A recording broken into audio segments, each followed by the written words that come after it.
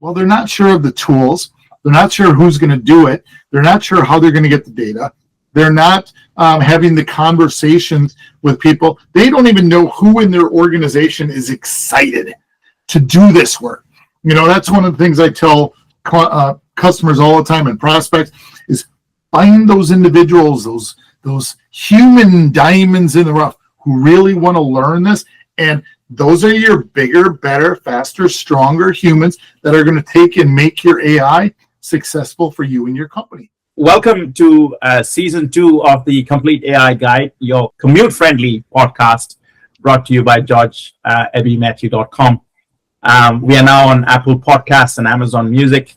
Wherever you get your podcast, like, follow, share, and subscribe so that you don't miss an episode. I'm George Matthew, and today we have a special guest.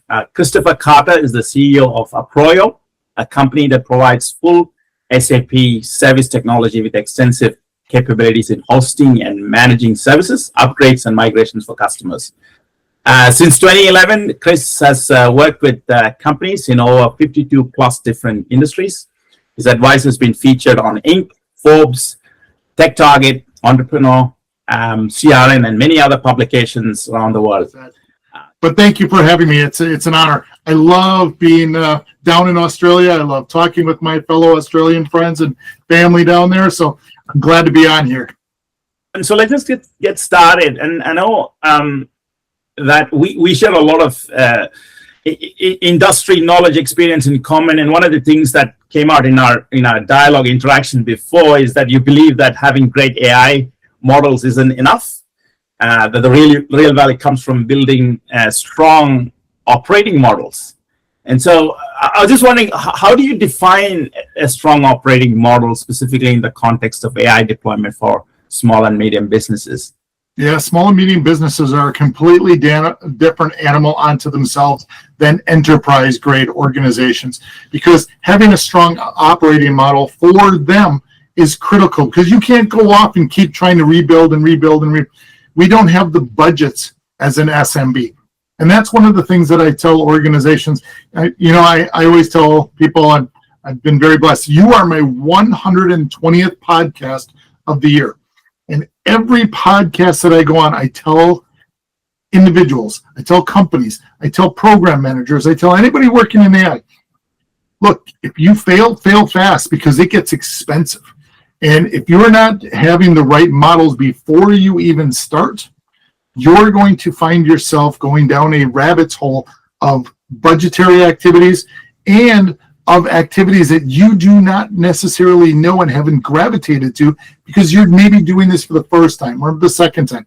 And you really need to have those operating models built out and solidified. Now, you're going to tweak and modify those as you go forward. But still, at the end of the day, having a strong operating model for us in the SMB space, and I consider myself an SMB customer. Sure, we're a couple $1 million in revenue or more, but we're not billions of dollars. We're not even hundreds or tens of millions of dollars. And because of that, we have to make sure that operating model is solidified before we start playing with our tools even. And so I tell SMBs all the time, make sure you're using the right tools with the right data, with the right operating models and activity, with the right people doing the work before you even begin. When you think about operating models, there are different pillars as you frame the concept, right? Capability is one, how you engage with the rest of the organization in terms of enablement is another, governance is another one in terms of how do you keep everything working and compliant and whatnot. And so are there any specific pillar that will be crucial to AI for long-term success from an SMB perspective? Oh, yes. So data is number one, in my opinion. If you've got clean data, and it's your data, it's nobody else's data. Let's start out with having clean, concise, compiled data that is my company's and my company only. 2, I'm very, very particular with, at least in what I see, I need to have security.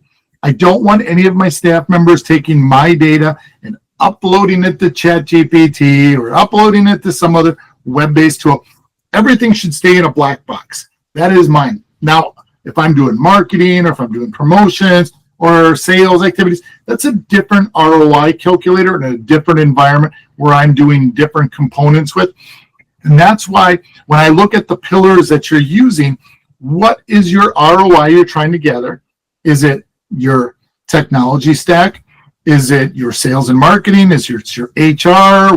What is that stack? And then let's build those ROI models around it. Let's build the security. Let's build the data. So all those pillars align. It's kind of like if you remember back maybe 20 years ago, everything was pillared. You had your operating systems, you had your databases, you had your applications. Everything had its pillar, and you didn't get to mix between them.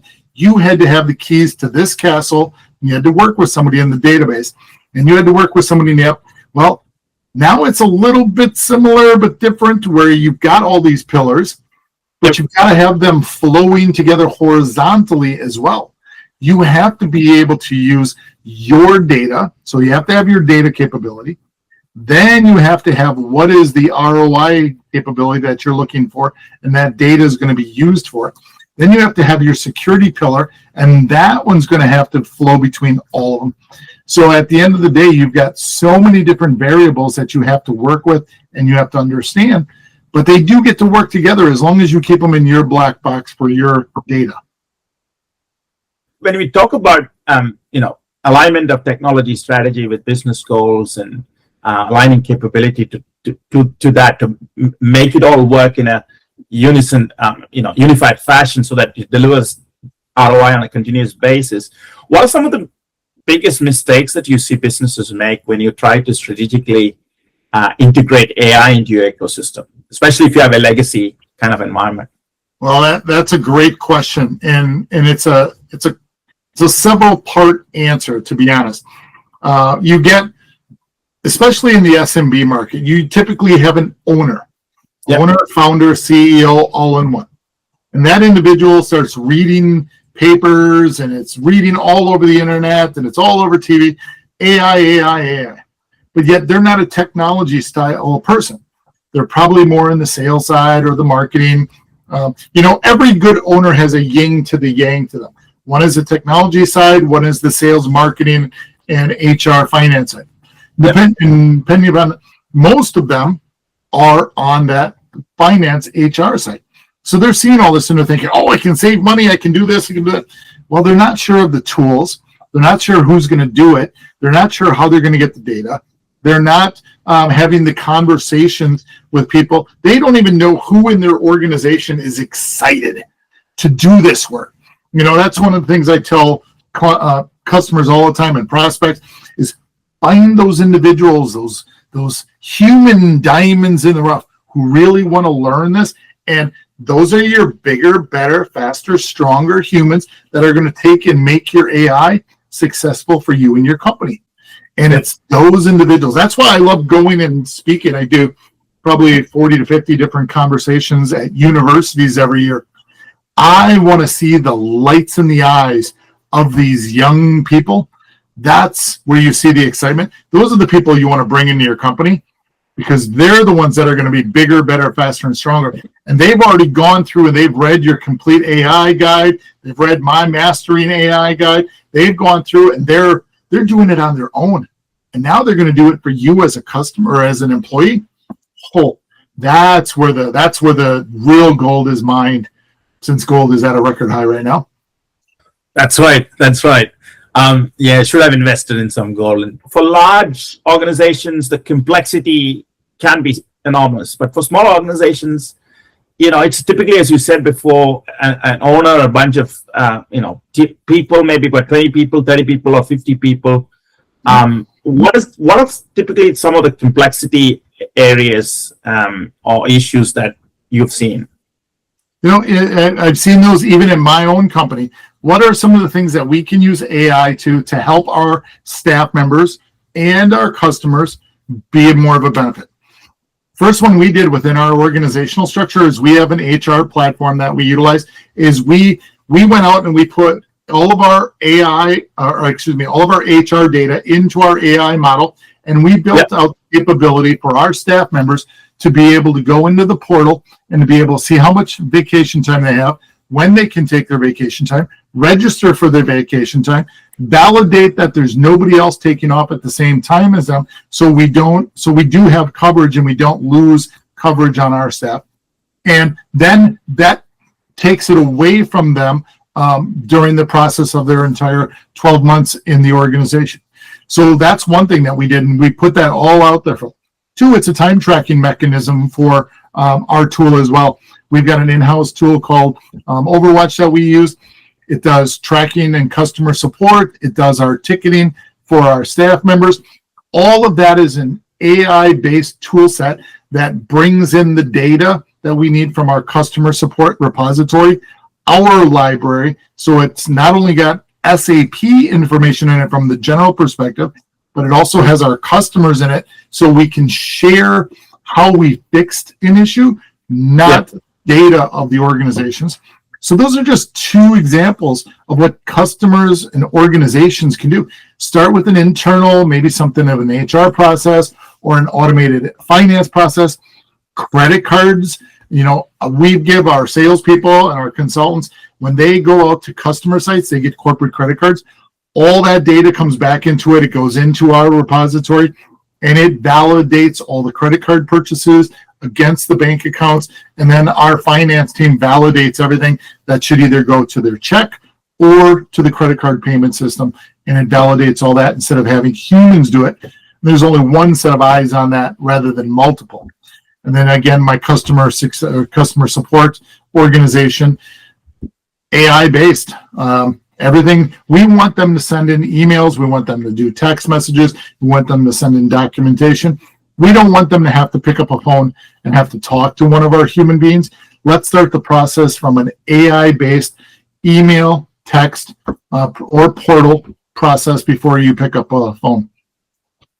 So I'm just also conscious that your expertise is also on the SAP side of things. And so in your book, the best-selling book series that you have, Mastering SAP, you focus on practical steps for migrating, optimizing, and scaling technology. What are some of the key differences in strategy between optimizing existing core systems and scaling, especially when it comes to newer technologies? SAP would typically now fall into the legacy category for having been around for decades now, and then there is a new technology domain that's coming up like AI. Right. How do you marry the differences and discrepancies there? Oh, that's a great question, because SAP is, in my opinion as well, I consider it to be a legacy ERP solution. You look at new tools like the Workdays, the Salesforce.coms, the ServiceNows, all these tools are web-based. And the fact that you need to marry them up with legacy, SAP still owns 93.7% of all transactions on this planet, financial-wise, go through an SAP environment. So you have to marry up AI with the legacy. You got to do the cloud-based environments with the AI components. Now, the nice thing with both segments is AI is a tool set that you can utilize either in a cloud or not in a cloud. If you're going to use your data, you can still leverage your data in that black box and nowhere else. But the great thing with it is it gives you the flexibility. If you've got multiple environments, multiple applications, multiple databases, it gives you the flexibility to bring in the data that you want to bring in and utilize that in the manner that you need to and shall be successful to have. So it's really a complete package. That's why AI is so beautiful. It's funny because I literally have on this screen over here, I have two different AI solutions that I've got up here that I've been playing with, just say alone. One of them just happens to be Notebook LM, and the other one is my Chat Hub. Then on this side, I have got Snowflake, I got Perplexity, and I've got my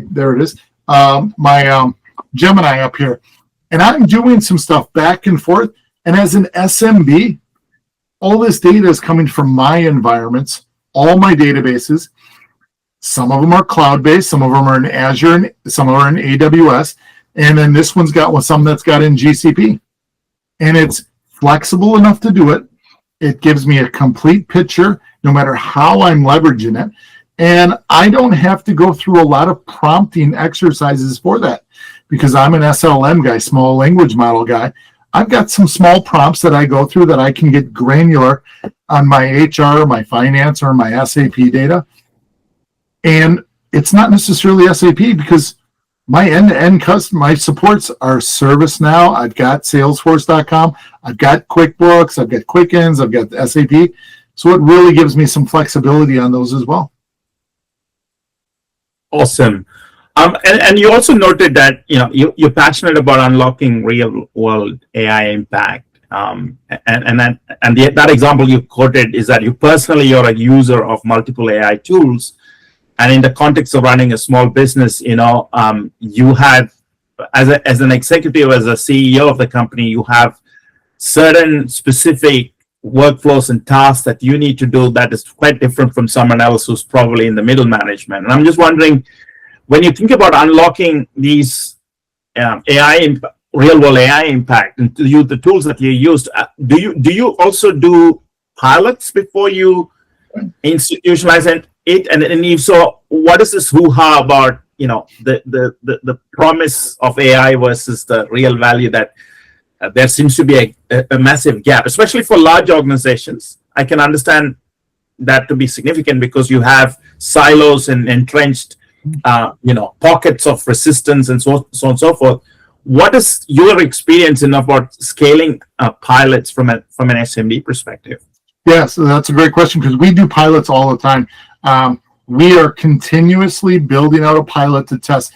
I ask anybody and everybody in my company, these are our tools.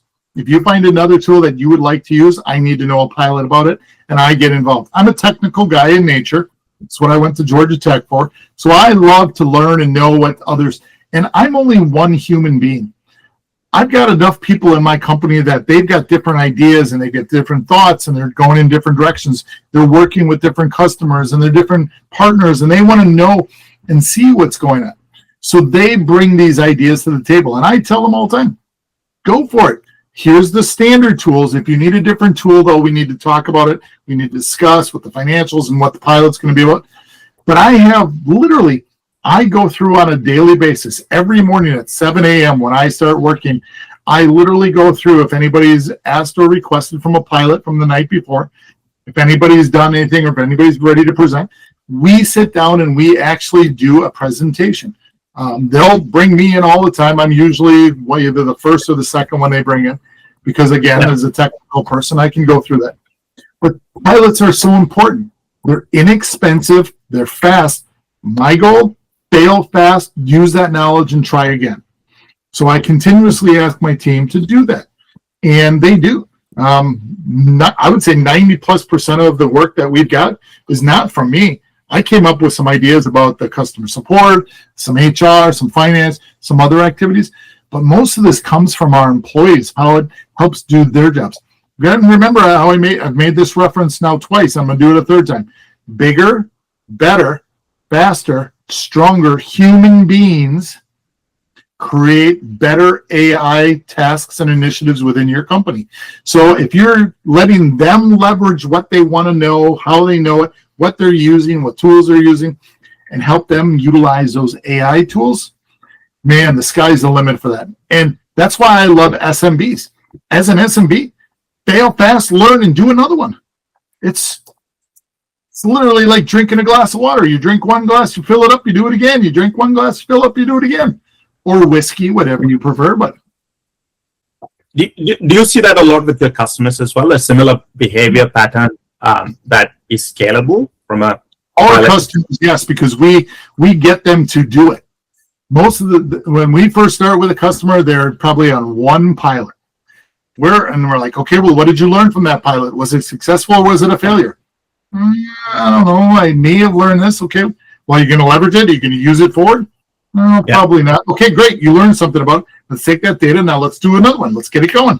And we go out and we hunt their staff. I hunt for those people. I will put out detailed memos for people within my customer organizations. Who's interested in AI? Who wants to be a part of this? Who's got the time? Who's got the ability? What knowledge do you? and I will go out there and have fun. I follow people on their LinkedIn's, I follow people on their Instagrams, and I go out there. And if you're one of my customers, I'm following your technical people, because my team will find you like, hey, you posted this article, or you liked this article on this. Are you really interested in it, or are you just liking it to like it? And we'll start asking questions. We'll almost be interviewing them. That's the fun thing. We'll almost be interviewing, because we want them. And then we want that company to fail fast. Get more pilots out there. Keep trying. Keep growing. And it's amazing how all of a sudden it's just like that switch. Boom, there it is. And you just see repetitive pilots going, and fail fast and move forward. Fantastic. Yeah. So Chris, how do you help companies that have the problem of data sharing, especially when it's going to public domain, like when you're using a ChatGPT or a Google Gemini tool?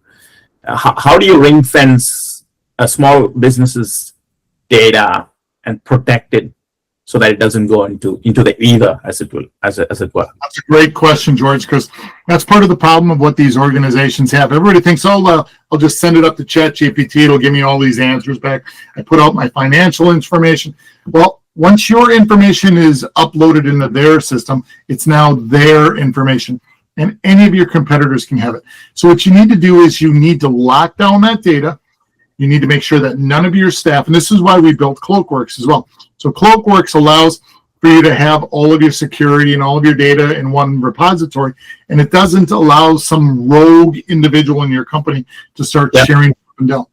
So the biggest thing that does is it keeps your data yours. Because if I go out there and I do a search inside of ChatGPT for give me the financial data of such and such company on this and such this activity, there's times where people have actually garnered the information on their competitors just by ChatGPT, because they know that they're sharing that data in a public format rather than a private format.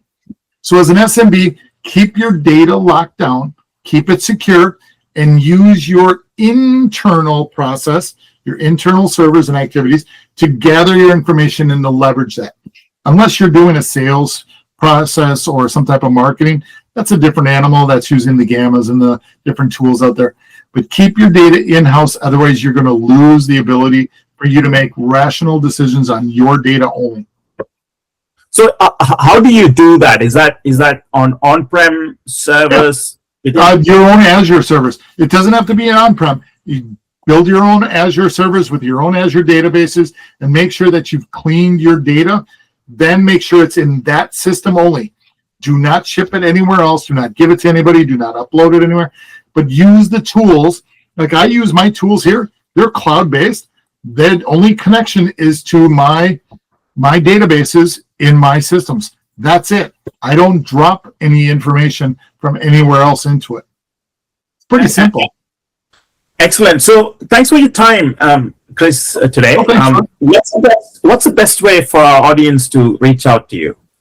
Yeah, I highly recommend going to my LinkedIn page. I know George is going to have it at the down below and stuff, but go out to my LinkedIn page. Just let me know that you saw the podcast and that you wanted to connect. I don't connect with people that don't have headshots or information, but I go out and if somebody says, I saw you on a podcast and I really like to have a conversation back and forth, I always say yes. I've never said no. I want to have conversations. I love having conversations, and I love sharing technical capabilities. Nobody has to hire me. Just let's talk. And if we get to meet each other, I like coffee and good whiskey. Fantastic. Thank you very much. So that's it for this episode of the Complete AI Guide podcast. Thank you for joining us today, and we hope that you can join us for the next episode. Until then, don't forget to like, follow, share, and subscribe.